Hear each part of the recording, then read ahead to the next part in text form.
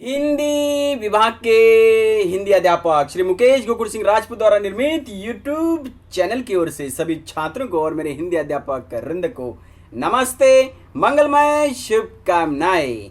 इस YouTube channel के माध्यम से हिंदी विषय में हिंदी पाठों की जानकारी ज़्यादा से ज़्यादा स्कूलों के छात्रों तक और मेरे हिंदी विषय के हिंदी अध्यापक वृंद तक पहुंचाने का प्रयास प्रामाणिकता के साथ करते रहेंगे।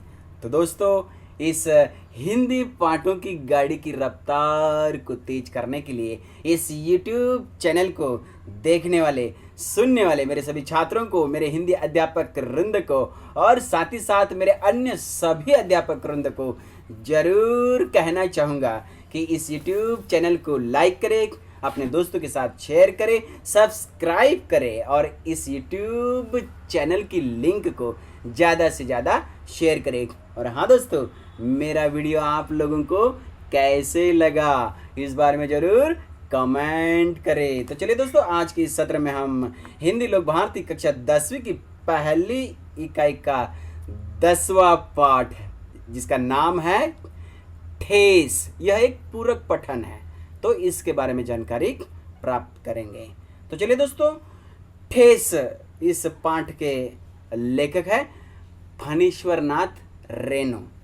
इनके बारे में संक्षिप्त परिचय अगले टॉपिक में प्राप्त करते हैं, वह इस प्रकार। दोस्तों, जब देश आज़ाद हुआ, आज़ादी के बाद के प्रेमचंद जी की संज्ञा अर्थात नाम दिया जाता है ऐसे लेखक फणीश्वरनाथ रेणु जी का जन्म 1921 को बिहार राज्य के पूर्णिया में हुआ था। हिंदी कथाधारा का रुख बदलने में उनका महत्वपूर्ण योगदान है। आपकी कहानियाँ और उपन्यास में आंचलिक मतलब ग्रामीण जीवन की धुन, गंध, लय, ताल, सुर, सुंदरता, कुरूपता स्पष्ट रूप से झलकती है।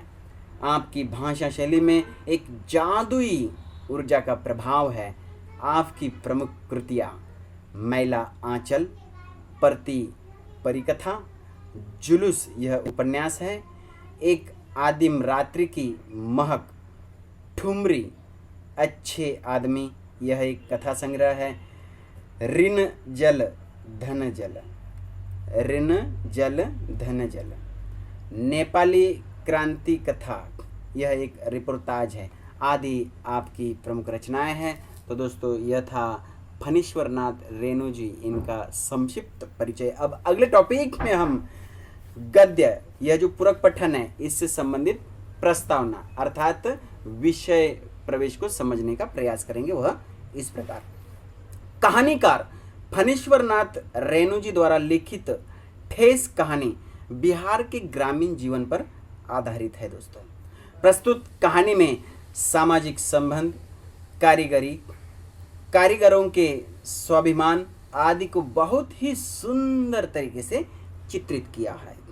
प्रस्तुत कहानी में सिरचन एक ग्रामीण कलाकार है, उसका वर्णन किया गया है।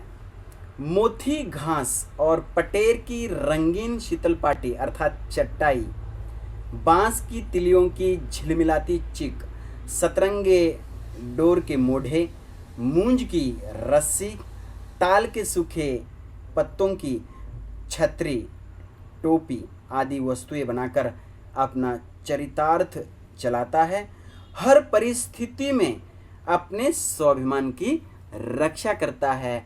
ऐसे जाति का कलाकार सिरचन का बढ़िया सुंदर वर्णन यहाँ ठेस कहानी में फणीश्वरनाथ रेणु जी ने किया है। तो चलिए दोस्तों, अगले टॉपिक में हम पाठों के पंक्तियों का मुखरवाचन करते हैं। उसमें आए कठिन शब्द के अर्थ, मुहावरे का अर्थ के साथ साथ पाठ की पंक्तियों का सरल अर्थ भी संक्षिप्त में समझने का प्रयास करते हैं। हिंदी लोक भारती कक्षा 10वीं की पहली इकाई का 10वां पाठ ठेस फणीश्वरनाथ रेणु द्वारा लिखित कहानी का शुभारंभ करते हैं। दोस्तों, यदि कक्षा 10वीं की हिंदी लोक भारती की किताब यदि आप साथ में रखते हैं तो और भी अच्छी बात है, सोने पे सुहागा। तो चलिए किताब में पाठ्य पुस्तक पृष्ठ क्रमांक 42 खोल के रखेंगे।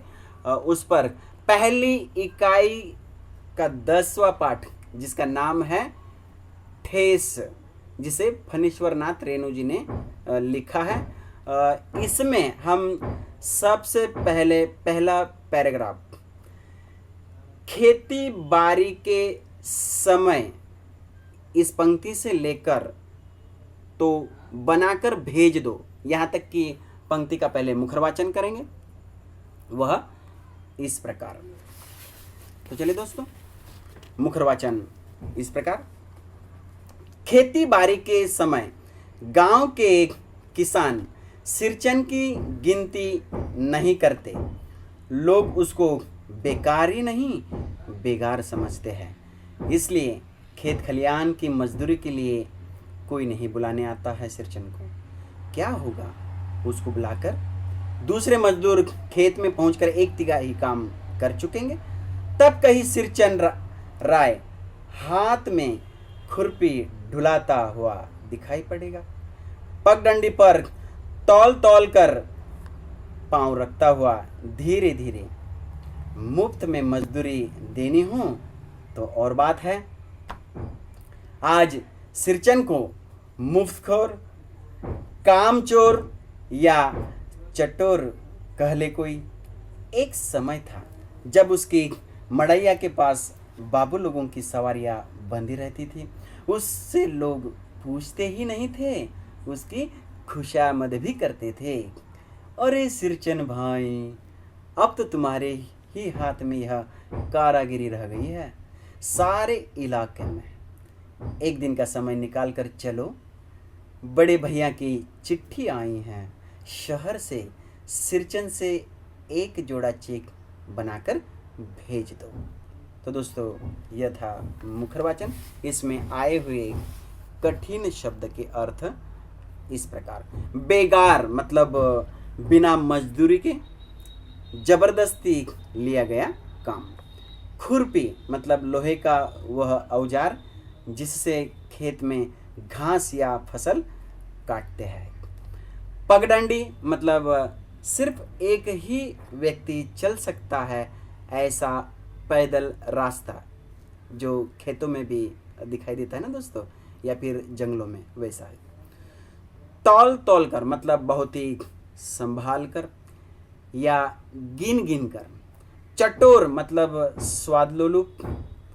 मड़ैया मतलब झोंपड़ी।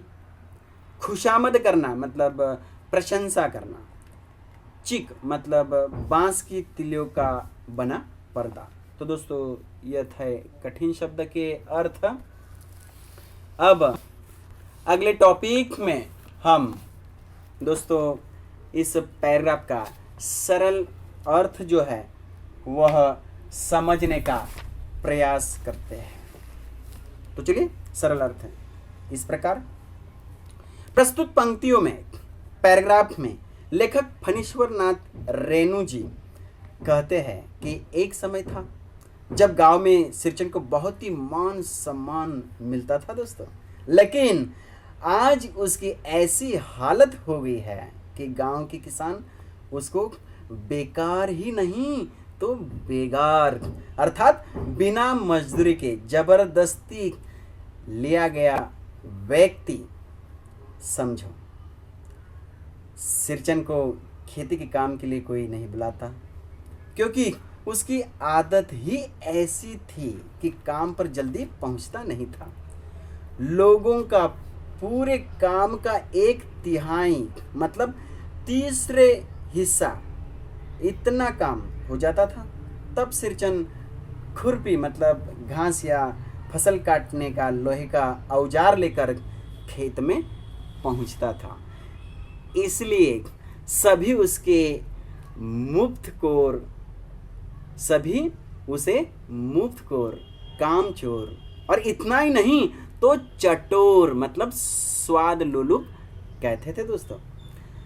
लेकिन दोस्तों, एक समय ऐसा था उसके मढ़ैया मतलब उसकी जो झोंपड़ी थी ना, हाँ, उसके पास बड़े बड़े बाबू लोगों बाबू लोगों की या फिर अफसर जो होते थे ना, हाँ, उन लोगों की सवारी अर्थात गाड़ी लेकर वे वहाँ पर आते थे।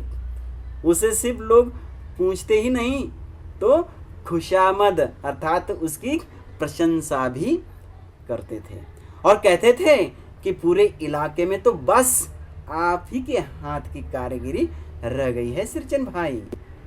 वह काम में इतना व्यस्त रहता था कि लोग उसे समय निकाल कर आने का और चिक अर्थात बांस की तिलियों का बना पर्दा के लिए आग्रह करते थे दोस्तों। तो इस प्रकार से यह पैराग्राफ का सरल अर्थ हुआ दोस्तों। अब अगले टॉपिक में फिर से पाठ्य पुस्तक पृष्ठ क्रमांक 42 पर ही मुझे याद है इस लाइन से लेकर तो छुट्टी कहाँ मिलती है, यहाँ तक की लाइन का पहले मुखर वाचन करते हैं दोस्तों और फिर इसमें आए हुए कठिन शब्द के अर्थ और सरल अर्थ भी समझने का प्रयास करते हैं। तो चलिए मुखर वाचन इस प्रकार। मुझे याद है मेरी माँ जब कभी सिरचन को बुलाने के लिए कहती, मैं पहले ही पूछ लेता भोग क्या क्या लगेगा। माँ हंसकर कहती जा जा बेचारा मेरे काम में पूजा भोग की बात नहीं उठाता कभी। पड़ोसी गांव के पंचानंद चौधरी के छोटे लड़के को एक बार मेरे सामने ही बेपानी कर दिया था सिरचन ने। तुम्हारी भाभी नाखून से खांट कर तरकारी परोसती है और इमली का रस डालकर कढ़ी तो हम मामूली लोगों की घरवालियां भी बनाती है। तुम्हारी भाभी ने कहाँ से बनाना सीखी है? इसलिए सिरचन को बुलाने के पहले मैं माँ से पूछ लेता।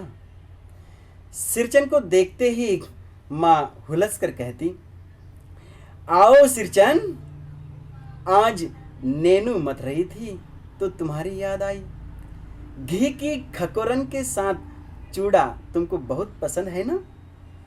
और बड़ी बेटी ने ससुराल से संवाद भेजा है, उसकी ननंद रूठी हुई है मोती की शीतल पांटे के लिए। सिरचन अपनी पनियाई जीभ को संभालकर हंसता हुआ घी की सौंधी सुगंध सूंघ कर ही आ रहा हूं काकी, नहीं तो इस शादी ब्याह के मौसम में दम मारने की भी छुट्टी कहाँ मिलती है। दोस्तों यह यहाँ तक का यह मुखर वाचन था दोस्तों। अब हम इसमें आए हुए कठिन शब्द के अर्थ को पहले समझ लेते हैं। भोग का मतलब खाना या नैवेद्य। बेपानी मतलब बेइज्जत। नाखून से खांट कर मतलब थोड़ा सा। तरकारी मतलब सब्जी। नेनू मथना मतलब घी के लिए जमाया हुआ दूध को मथना। घी की खकोरन मतलब दूध का वह चिकना सार जो मक्खन को तपाकर प्राप्त किया जाता है, मतलब घी हुआ। चूड़ा मतलब चिवड़ा या चिवड़ा जो बड़ा चटपटा होता है ना, हम लोग खाते कि नहीं, हाँ वही चिवड़ा। संवाद मतलब निरोप। ननंद मतलब पति की बहन। रूठना मतलब नाराज होना। मोथी मतलब नागर मोथा या एक घास जिससे औषध बनता है। शीतल पाटी मतलब चटाई। पनियाई मतलब धारदार या तेज। दम मारना मतलब आराम करना। तो चलिए दोस्तों, यह थे कठिन शब्द के अर्थ। अब मुझे याद है से लेकर तो छुट्टी कहाँ मिलती है, इस पैराग्राफ का या यहाँ तक की लाइन का सरल अर्थ समझते हैं वह इस प्रकार। प्रस्तुत पंक्तियों में मतलब पैराग्राफ में लेखक फणीश्वरनाथ रेणु जी कहते हैं कि जब भी सिरचन को काम के लिए बुलाने की बात माँ से होती थी तो सबसे पहली बात तो यही निकलती थी कि सिरचन को भोग क्या क्या लगेगा, अर्थात सिरचन को खाने में क्या दिया जाएगा। तब माँ हंसती हुई अपने बेटे से कहती है कि मेरे काम में बेचारे ने कभी भोग अर्थात खाने की बात नहीं निकाली बेटा। पड़ोस मतलब बाजू के गांव के पंचानंद चौधरी के लड़के को बेपानी अर्थात बेइज्जत करने का उदाहरण माँ देती है। किस प्रकार उसकी भाभी नाखून से खांटकर मतलब थोड़ी ही सब्जी तरकारी परोसती है और इमली का रस डाली हुई कढ़ी पर इतनी भारी भरती है जैसे उनके यहाँ पर ही ऐसी कढ़ी बनती है। तब वह बोल ही देता है सिरचन कि हमारे जैसे मामूली घर वालों के यहाँ भी ऐसी कढ़ी बनती है चौधरी जी। इसीलिए तो सिरचन को बुलाने से पहले माँ से पूछता था। माँ सिरचन को देखकर खुश होती है, उसका आदर तिथ्य करते हुए आओ सिरचन आओ आओ बैठो। घी बनाने के लिए जमाया हुआ दूध अर्थात नैनो जब मैं मथ रही थी तो आपकी ही याद आई थी, क्योंकि घी की खकोरन के साथ चूड़ा बहुत पसंद है ना तुझे। अर्थात दूध का वह चिकना सार जो मक्खन को तपाकर प्राप्त किया जाता है उसे घी की खकोरन कहते हैं दोस्तों। और चूड़ा अर्थात चिवड़ा दोनों एक साथ खाने में अर्थात घी की खकोरन और चूड़ा दोनों एक साथ खाने में सिरचन को बहुत मज़ा आता था। यही बात कहते हुए माँ आगे कहती है कि बेटी मानू के यही बात कहते हुए माँ सिरचन को आगे कहती है कि बेटी मानू के ससुराल से संवाद अर्थात निरोप आया है कि मानू की ननन मतलब मानू के पति की बहन को मोथी की शीतल पाटी अर्थात नागर मोथा के घास से बनी हुई चटाई के लिए मानू की ननन नाराज है, इसलिए उसके लिए सिरचन के हाथों से बनाई हुई मोती की शीतल पाटी जरूर भेज दीजिए। यह निरूप मानू के ससुराल वालों से आया है सिरचन अपनी पनियाई अर्थात धारदार जीभ को संभालते हुए हंसकर कहता है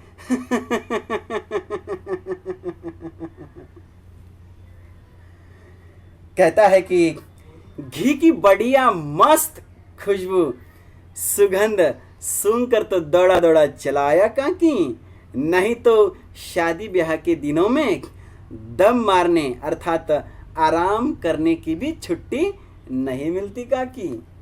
तो चलिए दोस्तों, यह था इस पैराग्राफ का पंक्तियों का सरल अर्थ।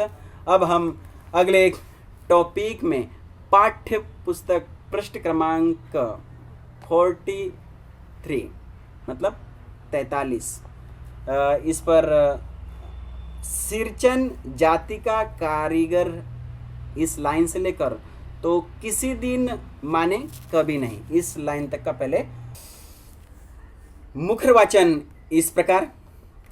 सिरचन जाति का कारीगर है।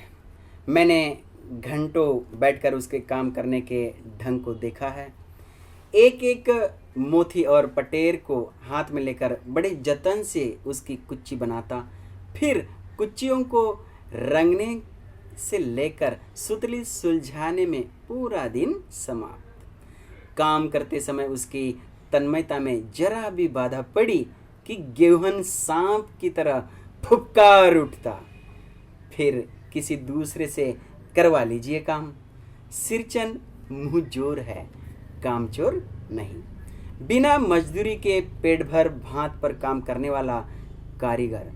दूध में कोई मिठाई न मिले तो कोई बात नहीं, किंतु बात में जरा भी झाला वह नहीं बर्दाश्त कर सकता। सिरचन को लोग चटोर भी समझते हैं।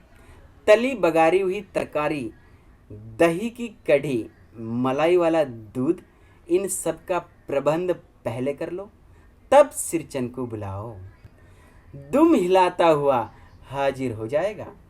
खाने पीने में चिकनाई की कमी हुई कि काम की सारी चिकनाई खत्म। काम अधूरा रखकर उठ खड़ा होगा। आज तो अब अध कपाली दर्द से माथा टंटना रहा है। आज तो अब अध कपाली दर्द से माथा टंटना रहा है। थोड़ा सा रह गया है, किसी दिन आकर पूरा कर दूंगा। किसी दिन माने कभी नहीं, किसी दिन माने कभी नहीं। तो दोस्तों यह था मुखरज वाचन। अब इन पंक्तियों में आए हुए कठिन शब्द के अर्थ इस प्रकार। जाति का कारीगर मतलब बहुत अच्छा कारीगर या वंश परंपरा से जो काम करते आ रहे हैं ऐसा कारीगर। मोथी मतलब एक प्रकार की घास। पटेर मतलब जलाशयों में उत्पन्न होने वाला सरकंडे की जाति का पौधा जिसके पत्ते चटाई एवं टोकरी आदि बनाने के काम आते हैं। तन्मयता मतलब लगन। बाधा मतलब अड़चन। मुंह जोर मतलब मुंहफट। झाला मतलब तीखापन। चटोर मतलब स्वाद लोलुप। प्रबंध मतलब इंतजाम। दुम मतलब पूंछ। अधकपाली दर्द मतलब आधे सिर में होने वाला दर्द या आधा मत्था दुखना। तो दोस्तों यह थे कठिन शब्द के अर्थ। अब सिरचन जाति का कारीगर यहाँ से लेकर तो किसी दिन माने कभी नहीं, यहाँ तक के पंक्तियों का सरल अर्थ इस प्रकार। कहानीकार यहाँ पर कहते हैं, पहले जमाने में जाति व्यवस्था के आधार पर वंश परंपरागत कारीगरी चलती थी, अर्थात जाति की कारीगरी चलती थी। सिरचन भी ऐसे ही जाति का कारीगर था। उसके काम के निरीक्षण में देखा कि मोथी घास मतलब औषधि भी बनाई जाती है ऐसी घास, और पटेर मतलब जलाशय में उत्पन्न होने वाले सरकंडे की जाति का पौधा जिसके पत्ते से चटाई या टोकरी बनाई जाती है, ऐसे मोथी और पटेर को हाथ में लेकर बड़े ही जतन से ध्यान से उनकी कुच्ची बनाता। उसे रंगने और सुतली सुलझाने में ही पूरा दिन उसका समाप्त हो जाता था।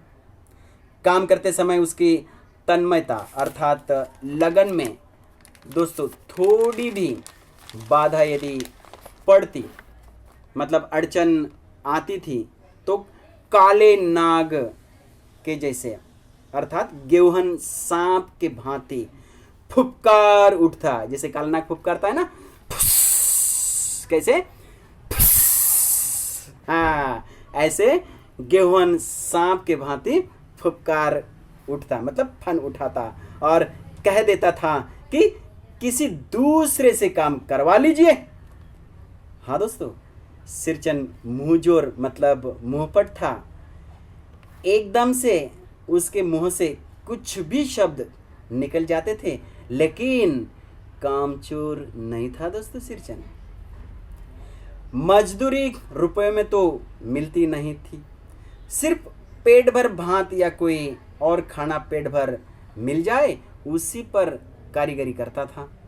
भले ही दूध में एक बार मिठाई नहीं मिली तो कोई बात नहीं, लेकिन किसी के मुख से जरा भी झाला मतलब तीखापन यदि निकल जाता था तो वह बर्दाश्त नहीं करता था, अर्थात उसे सहन नहीं करता था।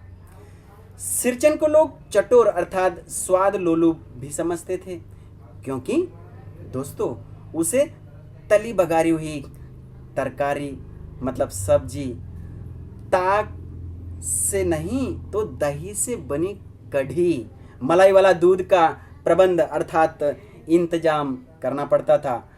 फिर उसे बुलाया तो वह बिल्कुल कुत्ते के भांति दुम मतलब पूंछ हिलाता हुआ आ जाता था। और हाँ दोस्तों, खाने पीने में यदि चिकनाई की कमी हुई तो समझना है कि काम की चिकनाई भी खत्म हो जाती थी और मुद्दाम से काम अधूरा छोड़कर खड़ा हो जाता था और कहता था, आज मेरा माथा टनटना रहा है, मतलब दुख रहा है। फिर मेरे सिर में अध कपाली दर्द है, मतलब मेरा आधा मत्था दुख रहा है या आधे सिर में दर्द है, थोड़ा ही काम बाकी है, किसी दिन आकर पूरा कर दूंगा।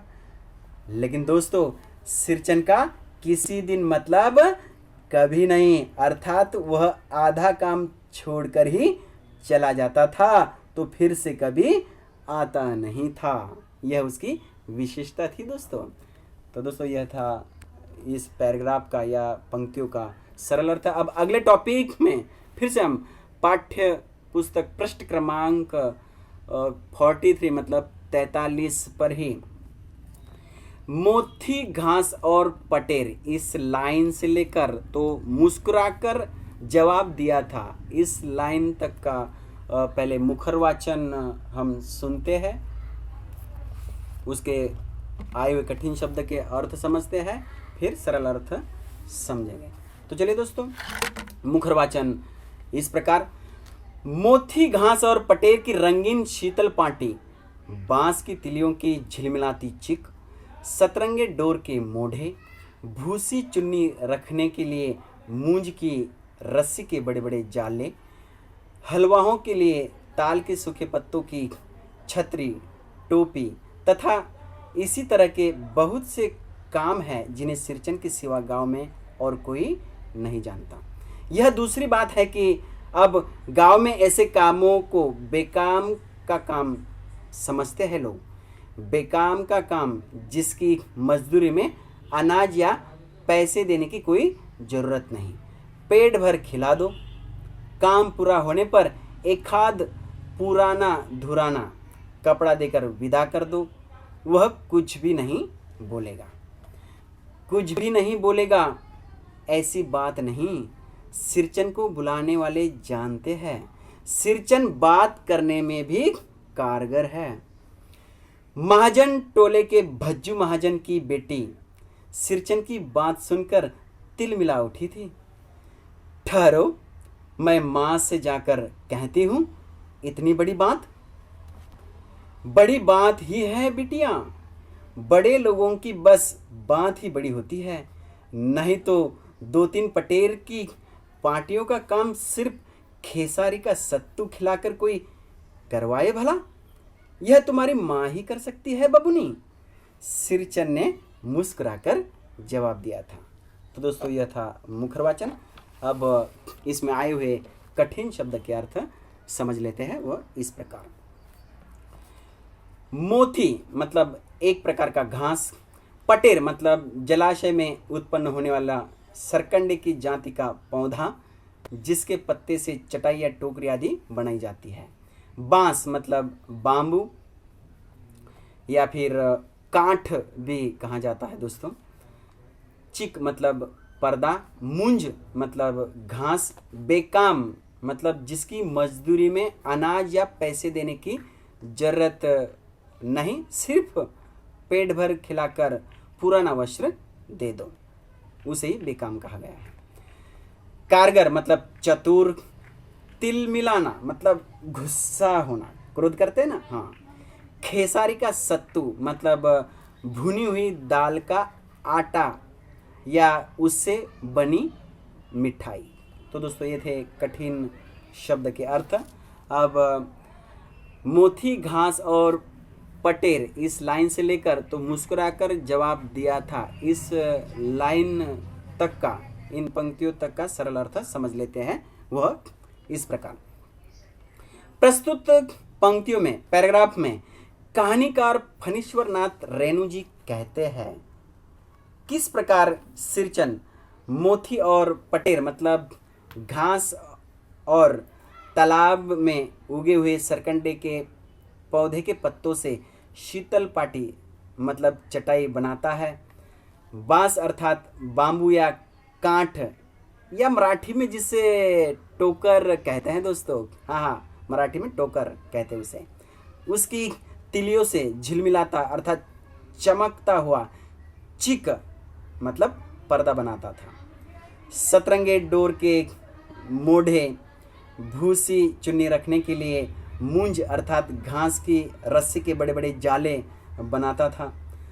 हलवाहों मतलब हल चलाने वाले जो धूप में काम करते थे ना, हाँ ऐसे लोगों के लिए ताल के सूखे पत्तों की छतरी, टोपी, ऐसे विविध प्रकार की कारीगरी सिरचन करता था जो गांव में दूसरा कोई नहीं करता था दोस्तों। लेकिन दोस्तों परिस्थिति ऐसी आ गई थी कि उसके काम को लोग बेकाम समझने लगे।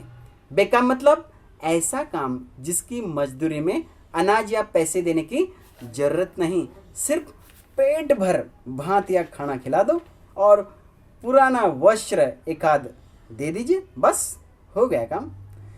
कारीगर कुछ नहीं बोलेगा दोस्तों। हाँ लेकिन दोस्तों सिरचन कुछ भी नहीं बोलेगा, ऐसी बात नहीं है। सिरचन को जो भी बुलाता है उसे पता है कि सिरचन बात करने में कारगर है मतलब चतुर है। वही उदाहरण देते हुए बताते हैं कि भज्जू महाजन की बेटी उसकी चतुराई वाली बात से किस प्रकार तिलमिला उठी थी मतलब गुस्सा हुई थी। सिरचन ने उसे कहा था कि बिटिया बड़े लोगों की बड़ी बात होती है। दो तीन पटेर की पार्टियों का काम सिर्फ खेसारी के सत्तू अर्थात भुनी दाल से बनी मिठाई या आटे से बनी हुई उसके भुनी हुई आटों से बनी हुई मिठाई से भला कोई काम कर लेता है, और ऐसा काम तो आपकी माँ ही कर सकती है बबुनी मतलब बिटिया। ऐसे चतुराई भरा जवाब वह भी मुस्कुराते हुए मतलब हंसते हुए सिरचन देता है दोस्तों। तो चलिए यह था सरल अर्थ। अब अगले टॉपिक में हम पाठ्य पुस्तक पृष्ठ क्रमांक 43 और 44 इसके ऊपर आए हुए पंक्तियाँ जो है, इस बार मेरी, इस पंक्ति से लेकर तो मानू दीदी का दूल्हा अफसर आदमी है, यहाँ तक कि पंक्ति का पहले मुखर वाचन करते हैं, उसमें आए हुए कठिन शब्द के अर्थ समझते हैं और सरल अर्थ को भी आगे समझते हैं। तो चलिए दोस्तों मुखर वाचन इस प्रकार। इस बार मेरी सबसे छोटी बहन पहली बार ससुराल जा रही थी। मानू के दूल्हे ने पहले ही बड़ी भाभी को लिखवाकर चेतावनी दे दी है। मानू के साथ मिठाई की पतीली न आए कोई बात नहीं, 3 जोड़ी फैशनेबल चिक और पटेर की 2 शीतल पार्टियों के बिना आएगी मानू तो आगे डैश डैश डैश डैश कर दिया है। भाभी ने हंसकर कहा बेरंग वापस। इसलिए 1 सप्ताह पहले से ही सिरचन को बुलाकर काम पर तैनात करवा दिया था माँ ने। देखो सिरचन, इस बार नई धोती दूंगी, असली मुहर छाप वाली धोती। मन लगाकर ऐसा काम करो कि देखने वाले देखते ही रह जाए। पान जैसी पतली छुरी से बांस की तिलिया और कमानियों को चिकनाता हुआ सिरचन अपने काम में लग गया। रंगीन सुतलियों में झब्बे डालकर वह चिक बुनने बैठा। 1.5 हाथ की बिनाई देखकर ही लोग समझ गए कि इस बार एकदम नए फैशन की चीज बन रही है। मजली भाभी से नहीं रहा गया, पर्दे की आड़ से बोली, पहले ऐसा जानती कि मोहर छाप वाली धोती देने से ही अच्छी चीज बनती है तो भैया को खबर भेज देती। काम में व्यस्त सिरचन के कानों में बात पड़ गई। बोला, मोहर छाप वाली धोती के साथ रेशमी कुर्ता देने पर भी ऐसी चीज नहीं बनती बहुरिया। मानू दीदी काकी की सबसे छोटी बेटी है। मानू दीदी का दूल्हा अफसर आदमी है। तो ये था दोस्तों मुखर वाचन। अब इसमें आए हुए कठिन शब्द के अर्थ इस प्रकार। चेतावनी देना मतलब सूचना देना या हिदायत देना। फैशनेबल मतलब नई डिजाइन वाली। बेरंग मतलब बेरंग वापस मतलब तुरंत बिना टिकट वापस। सप्ताह मतलब 7 दिन। मोहर छाप वाली इसका मतलब है ब्रांडेड या अच्छी। झब्बे मतलब गुच्छा। चिक मतलब पर्दा। व्यस्त मतलब मग्न। तीली मतलब मोटी सीख। कमानी मतलब धूरी। तो ये थे कठिन शब्द के अर्थ। अब इस बार मेरी इस लाइन से लेकर तो मानू दीदी का दूल्हा अफसर आदमी है, यहाँ तक की लाइन का या फिर पैराग्राफ का सरल अर्थ इस प्रकार।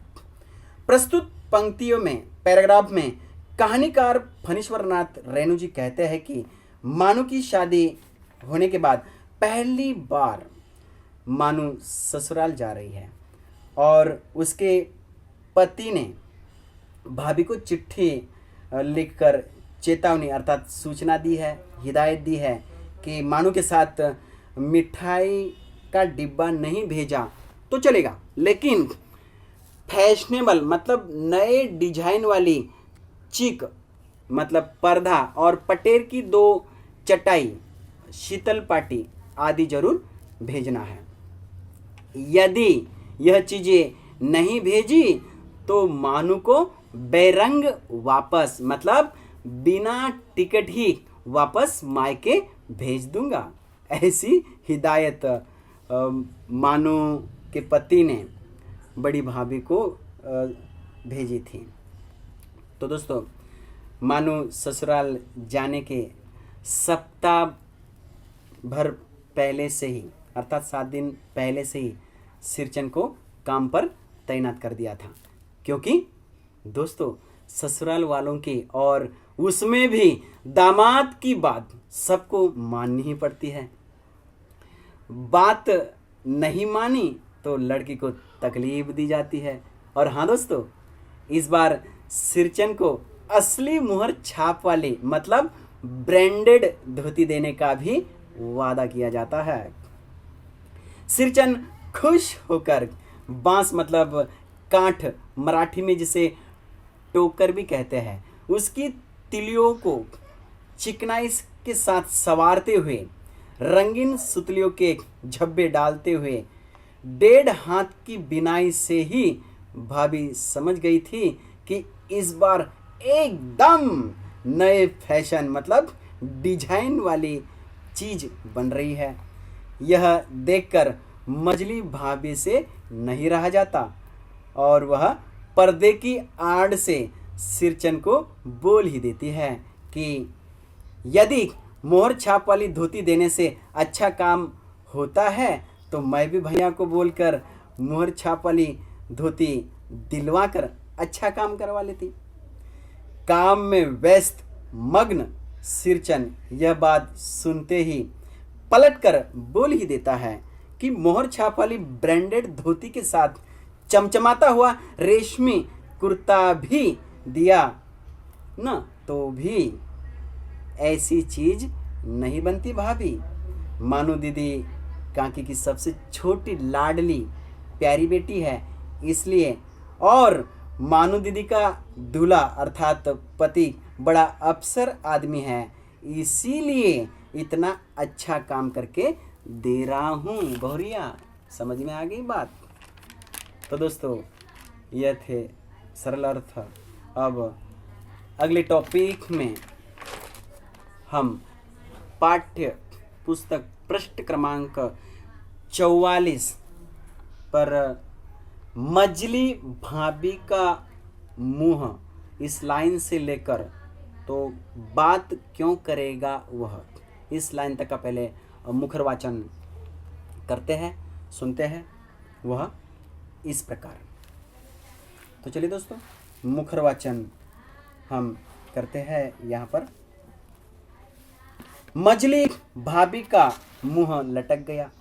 मेरी चाची ने फुसफुसा कर कहा, किससे बात करती है बहू? मोहर छाप वाली धोती नहीं, मूंगिया लड्डू। बेटे की विदाई के समय रोज मिठाई जो खाने को मिलेगी, देखती है ना।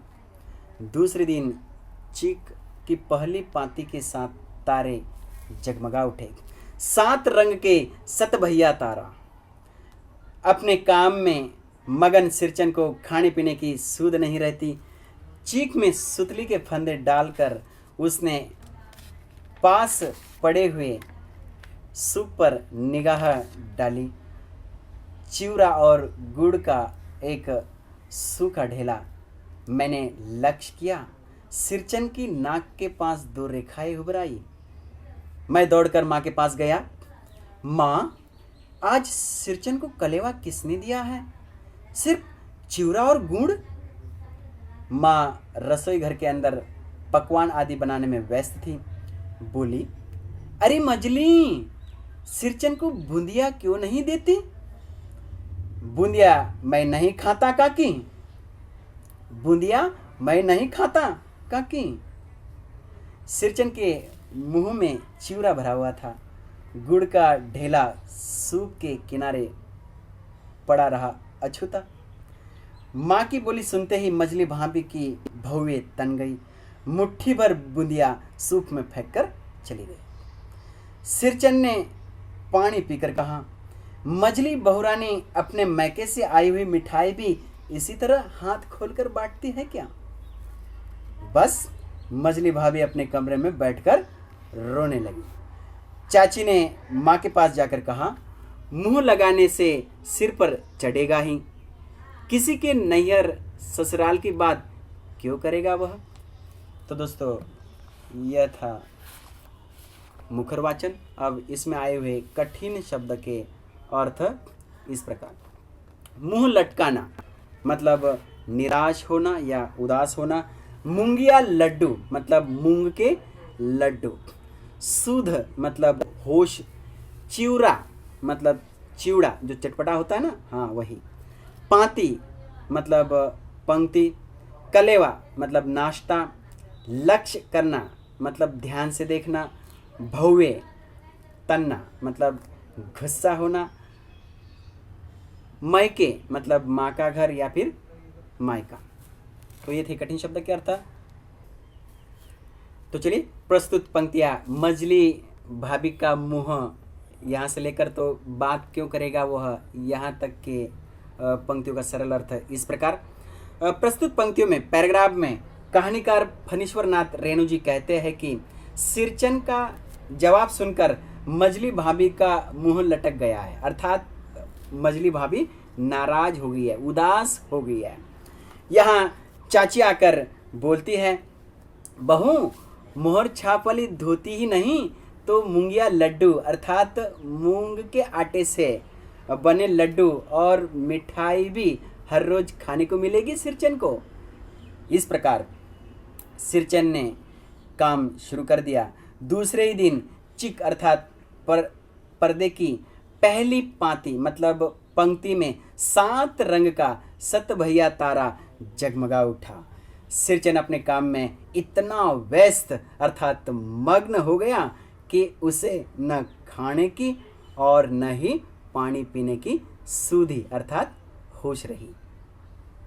किसी का भी उसे होश नहीं रहा, बस अपने काम में वह मग्न हो गया है।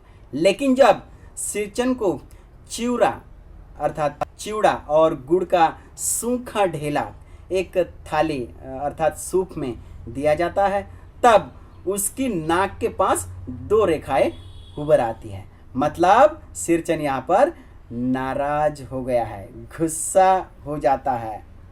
जरूर माँ के अलावा किसी दूसरे ने सिरचन को कलेवा अर्थात सुबह का जलपान या नाश्ता दिया होगा, जिसमें सिर्फ चिवड़ा और गुड़ दिया है। माँ रसोई घर में खाना बनाने में व्यस्त थी, मतलब मग्न थी, इसलिए मजली भाभी मतलब उसकी मजली बहू को ही कह दिया कि सिरचन को बूंदिया भी परोस दो। जब काके की बात सिरचन सुनता है, तब बड़े ही चतुराई से सिरचन बोलता है, बूंदिया मैं नहीं खाता काकी। मुख में चिवड़ा भरा हुआ था, गुड़ को तो छुआ भी नहीं था। माँ की बात सुनकर मजली भाभी की बहुएं तन गई, मतलब मजली भाभी गुस्सा हो गई है और फिर गुस्से में मुट्ठी भर बूंदिया सूप में मतलब वो थाली में फेंक कर चली जाती है। इस प्रकार यह दृश्य देखकर सिरचन से भी नहीं रहा जाता, वह पानी पीकर बोल ही देता है। यदि मजली भाभी अपने मायके से मतलब माँ के घर से लाई हुई मिठाई भी बड़े प्यार से हाथ खोलकर बांटती है क्या? सिरचन की जली कटी बात सुनकर मजली भाभी अपने कमरे में बैठकर रोने लगती है। कैसे? हाँ, इस प्रकार दोस्तों। तब चाची ने माँ के पास जाकर कहती है कि यह मजली भाभी है ना, यह मजली भाभी जो है ना, वह खामोखा उसके मुंह लगती है, इसलिए सिरचन सिर पर चढ़ गया है। यदि इस प्रकार सिर पर नहीं चढ़ाती तो उसकी क्या हिम्मत कि वह किसी के नैहर मायका या ससुराल की बात वह करेगा। तो दोस्तों यहाँ पर ये था सरल अर्थ। अब अगले टॉपिक में हम पाठ्य पुस्तक पृष्ठ क्रमांक 45 मतलब 45 के ऊपर मजली भाभी माँ की दुलारी इस लाइन से लेकर तो आंगन से बाहर निकल गया, इस लाइन तक का पहले मुखर वाचन करते हैं दोस्तों।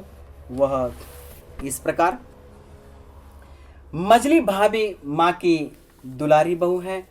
माँ तमक कर बाहर आई, सिरचन तुम काम करने आए हो, अपना काम करो, बहुओं से बात कुट्टी करने की क्या जरूरत? जिस चीज की जरूरत हो मुझसे कहो। सिरचन का मुंह लाल हो गया, उसने कोई जवाब नहीं दिया। बांस में टंगे हुए अधूरे चिक में फंदे डालने लगा। मानो पान सजाकर बाहर बैठक खाने में भेज रही थी, चुपके से पान का एक बीड़ा सिरचन को देती हुई इधर उधर देखकर बोली, सिरचन दादा, काम काज का घर, 5 तरह के लोग 5 किस्म की बातें करेंगे, तुम किसी की बात पर कान मत दो। सिरचन ने मुस्कुराकर पान का बीड़ा मुंह में ले लिया। चाची अपने कमरे से निकल रही थी, सिरचन को पान खाते देखकर अवाक हो गई। सिरचन ने चाची को अपनी ओर अचरज से घूरते हुए देखकर कहा, छोटी चाची जरा अपनी दिव्या का गमकवा जर्दा खिलाना, बहुत दिन हुए। चाची कई कारणों से जली भुनी रहती थी सिरचन से, गुस्सा उतारने का ऐसा मौका फिर नहीं मिल सकता। झनकती हुई बोली, तुम्हारी बड़ी हुई जीभ में आग लगे, घर में भी पान और गमकवा जर्दा खाते हो, चटोर कहीं के। मेरा कलेजा धड़क उठा, हो गया सत्यानाश। बस सिरचन की उंगलियों में सुतली के फंदे पड़ गए। मानो कुछ देर तक वह चुपचाप बैठा पान को मुंह में घुलाता रहा, फिर अचानक उठकर पिछवाड़े पिक थुकाया। अपनी छुरी, हंसियां वगैरह समेट संभाल कर झोले में रखे, टंगी हुई अधूरी चीख पर एक निगाह डाली और हनहनाता हुआ आंगन से बाहर निकल गया। तो चलिए दोस्तों, यह था मुखर वाचन। अब इसमें आए हुए कठिन शब्द के अर्थ इस प्रकार। दुलारी मतलब प्यारी या लाडली। तमक्कर मतलब क्रोधित होना, गुस्सा होना। बदकुट्टी मतलब बात काटने की क्रिया। मुंह लाल होना मतलब गुस्सा होना। बैठक खाना मतलब घर के लोग या मेहमान अक्सर जहां बैठते हैं वह जगह, जिसे बैठक खाना कहा जाता है। कान न देना मतलब ध्यान न देना। मुस्कुराकर मतलब हंसकर, जैसे ऐसे। अवाक होना मतलब चकित होना। अचरज मतलब आश्चर्य। गम कौवा जर्दा मतलब सुगंधी तंबाकू। लेकिन दोस्तों, यहाँ ठेस पाठ में सुगंधित तंबाकू का जिक्र हुआ है, लेकिन हाँ दोस्तों, तंबाकू जो होती है वह सेहत के लिए बहुत ही हानिकारक होती है। इसीलिए दोस्तों, कभी भी तंबाकू नहीं खानी है, ताकि तंबाकू खाने से हमारी सेहत पर उसका बुरा असर पड़ता है। यहाँ तक कि कभी कभी ऐसे भी कहा जाता है कि तंबाकू खाने से कैंसर तक हो सकता है। इसलिए दोस्तों, कभी भी तंबाकू नहीं खाना है और इस बात का प्रचार प्रसार भी करना है, ताकि अच्छी बात समाज तक पहुंचेगी तो और भी अच्छा लाभ जो है हमारे समाज को होगा। तो दोस्तों, ज़रूर समाज में इस बात को फैलाना है कि तंबाकू सेहत के लिए हानिकारक है। इतना ही नहीं तो कैंसर तक हो सकता है। इसलिए कृपा करके कोई तंबाकू न खाए। आगे कठिन शब्द में जली भुनी नाराज। जली भुनी मतलब नाराज। कलेजा धड़कना मतलब घबराना। निगाह मतलब नज़र। हनहनाता मतलब गुस्सा करना या फिर बड़बड़ाना। तो ये थे दोस्तों कठिन शब्द के अर्थ। अब हम आगे यह जो पंक्तियाँ हैं इसका सरल अर्थ समझने का प्रयास करते हैं। वह इस प्रकार। प्रस्तुत पंक्तियों में मतलब पैराग्राफ में कहानीकार फणीश्वर नाथ रेणु जी कहते हैं, जब सिरचन मजली भाभी के मायके की बात निकालता है, यह सुनकर माँ भी क्रोधित हो जाती है, क्योंकि मजली भाभी माँ की दुलारी है, मतलब प्यारी लाडली बहू है। इसलिए माँ सिरचन से कहती है, काम करने के लिए आए हो, अपना काम करो, क्यों बहुओं से मुंह लगता है? बहुओं से बात कुट्टी करने की क्या जरूरत है? मतलब बहू की बात बीच में ही क्यों काट देते हो? माँ की यह बात सुनकर तो सिरचन का मुंह लाल हो गया, अर्थात सिरचन को गुस्सा आया। जवाब तो कुछ दिया नहीं, अपने अधूरे चीक बनाने के काम में लग गया। मानू पान सजाकर बैठक खाने में, अर्थात जहाँ माँ, काकी और घर के लोग बैठते थे, ऐसे बैठक खाने में लेकर आती है वह पान। मानू ने भाई के जैसा सिरचन को माना था, इसलिए एक पान का बीड़ा उसे भी दे देती है और समझा देती है कि सिरचन दादा मतलब सिरचन भैया, घर के अलग अलग कामकाज के लोग अलग अलग बात करेंगे, लेकिन उनकी बातों पर कान नहीं देना भैया, अर्थात ध्यान नहीं देना सिरचन दादा। मानो की बात मानकर सिरचन मुस्कुराता है और मानो ने दिया पान का जो बीड़ा है वह मुंह में डालता है। लेकिन जब चाची अपने कमरे से बाहर निकल रही थी कि अचानक उसकी नज़र मस्त पान खाते हुए सिरचन पर पड़ती है। तो चाची अवाक हो जाती है, मतलब आश्चर्यचकित हो जाती है। चाची अपने और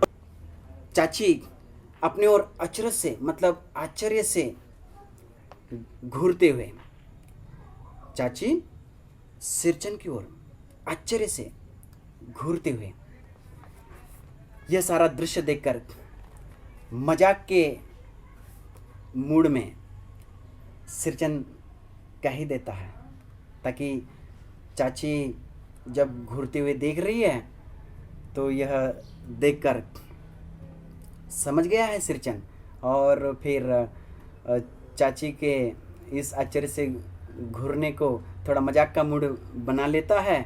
और सिरचन कहता है, छोटी चाची, थोड़े आपकी डिबिया की सुगंध तंबाकू, मतलब गम कौवा दर्जा खिला दो ना, क्योंकि आपकी डिबिया की सुगंधित तंबाकू खाने के लिए बहुत दिन हो गए हैं।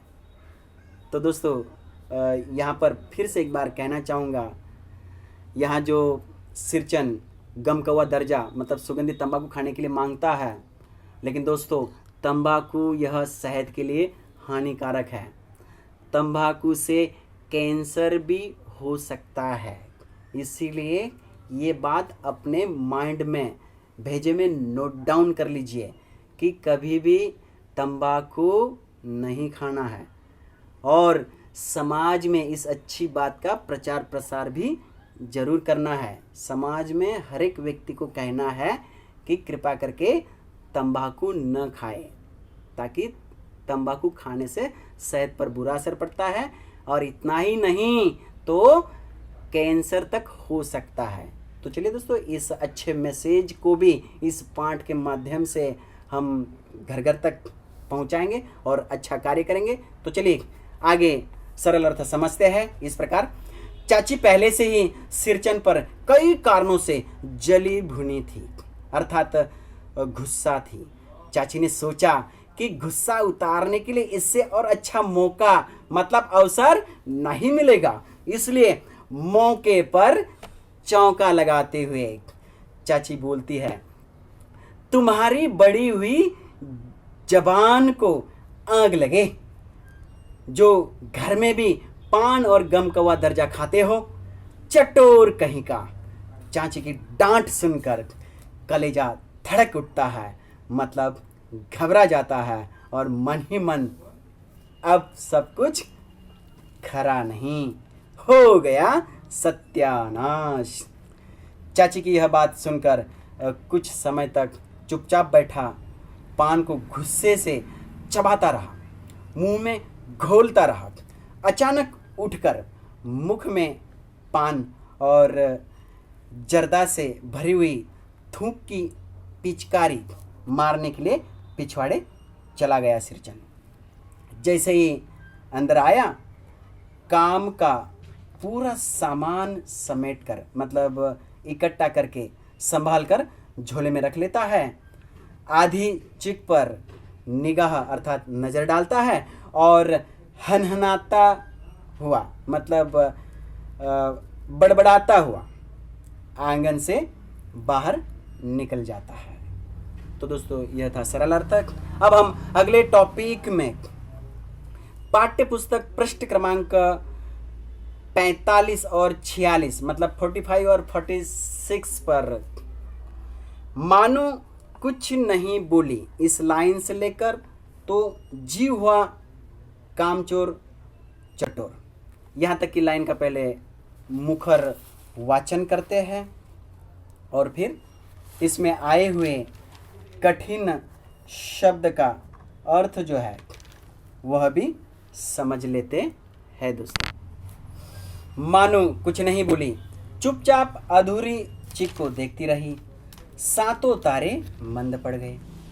माँ बोली, जाने दे बेटी, जी छोटा मत कर मानो, मेले से खरीद कर भेज दूंगी।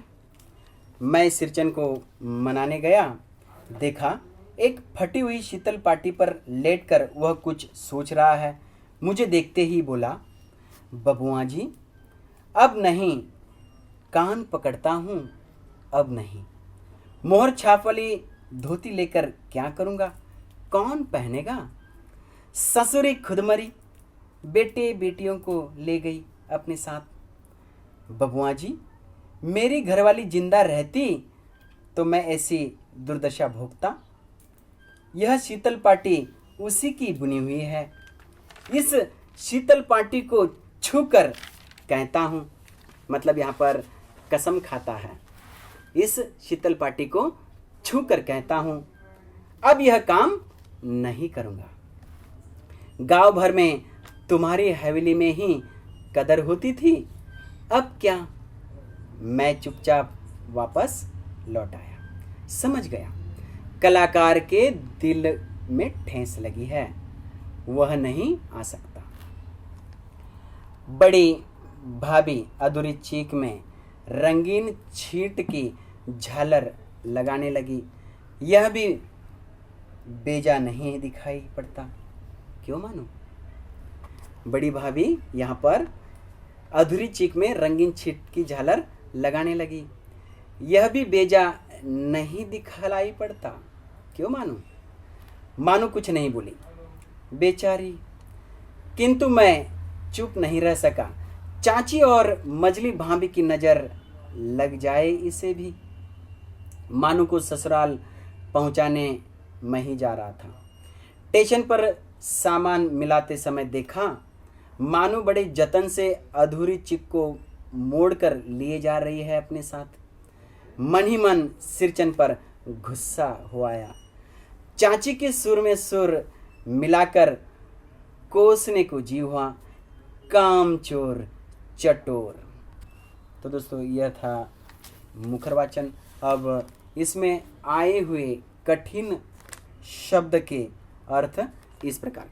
शीतल पाटी मतलब चटाई, कान पकड़ना मतलब माफ़ी मांगना, घरवाली मतलब पत्नी, दुर्दशा मतलब बुरा हाल, कदर मतलब इज्जत या आदर, ठेस मतलब ठोकर, बेजा मतलब बुरा, जतन से मतलब यत्न से, या फिर मराठी में जिसे कहते हैं काळजी पूर्वक, मोड़ कर मतलब घड़ी करके। तो ये थे कठिन शब्द के अर्थ।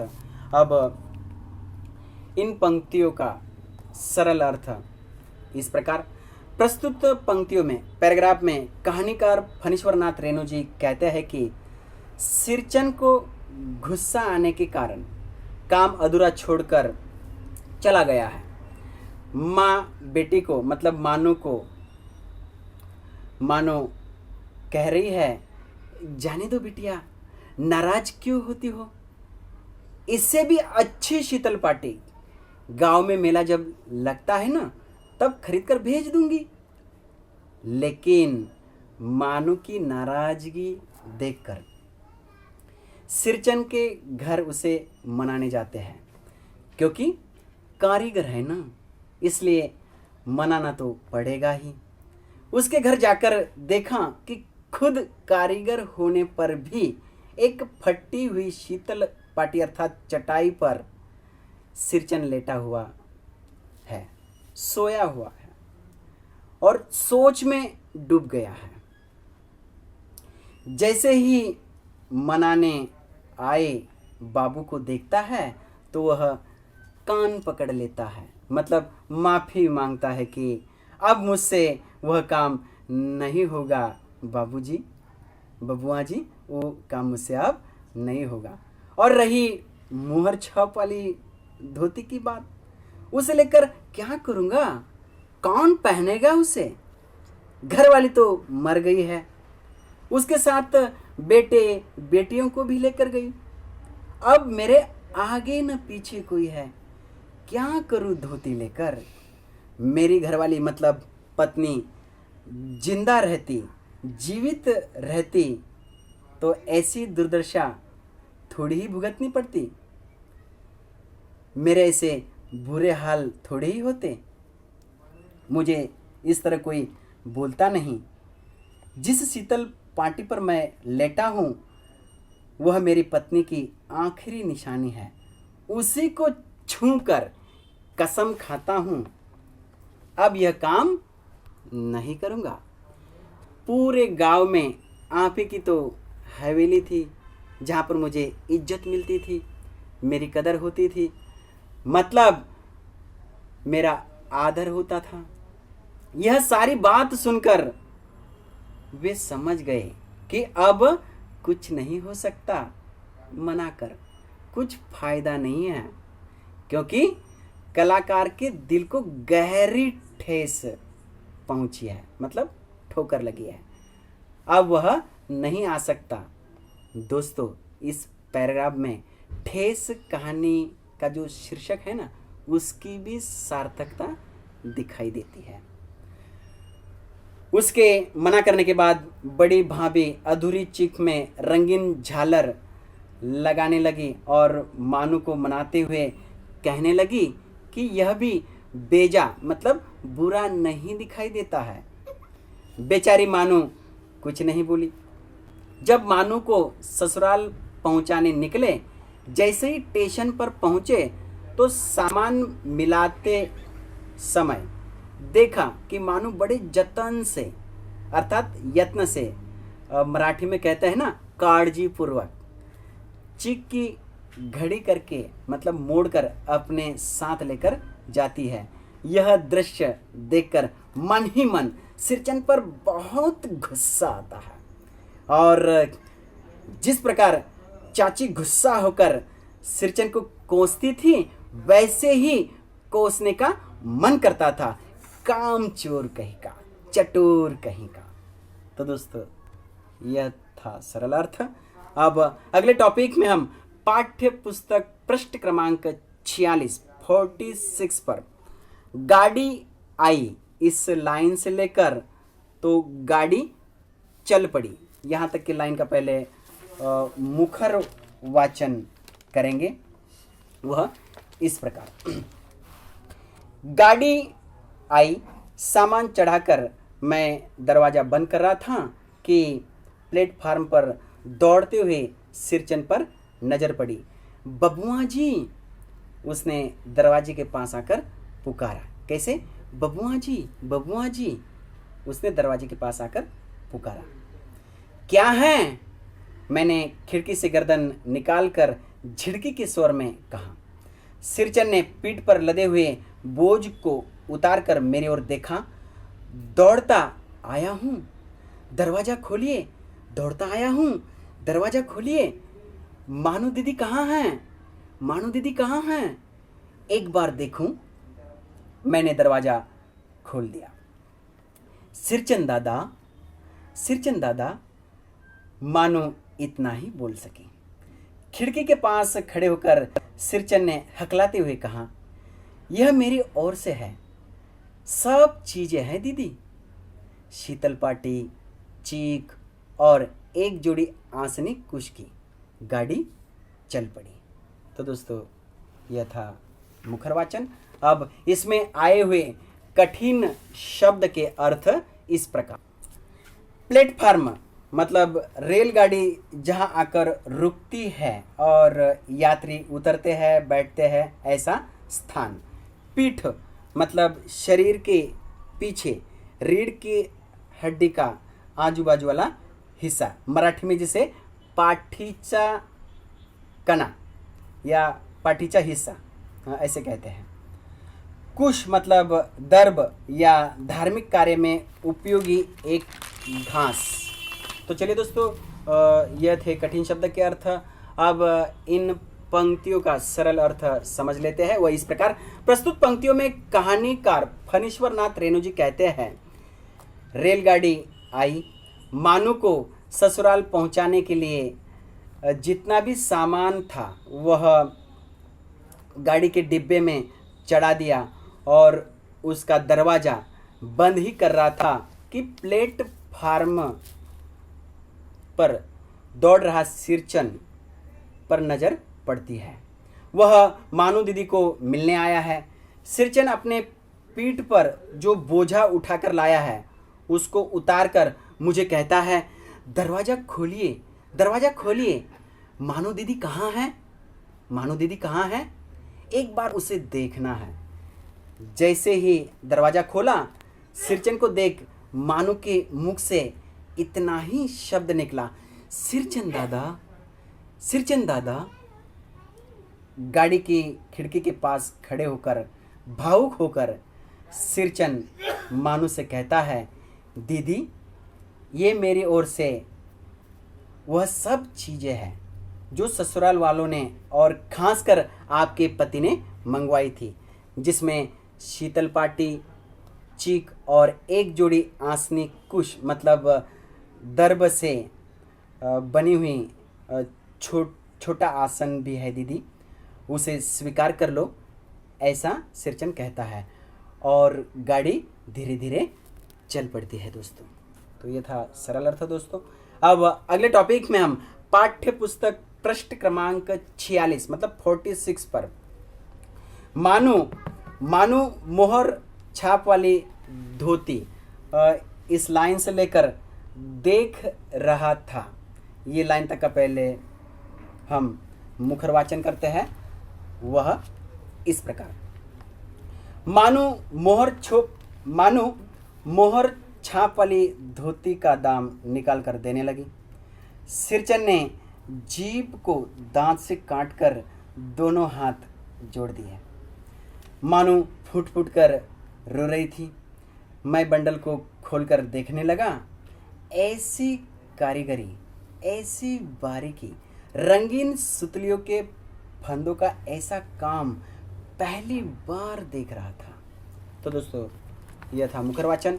अब इसमें आए हुए कठिन शब्द के अर्थ इस प्रकार, दाम मतलब कीमत या मूल्य, फूट फूट कर रोना मतलब जोर जोर से रोना, जैसे कि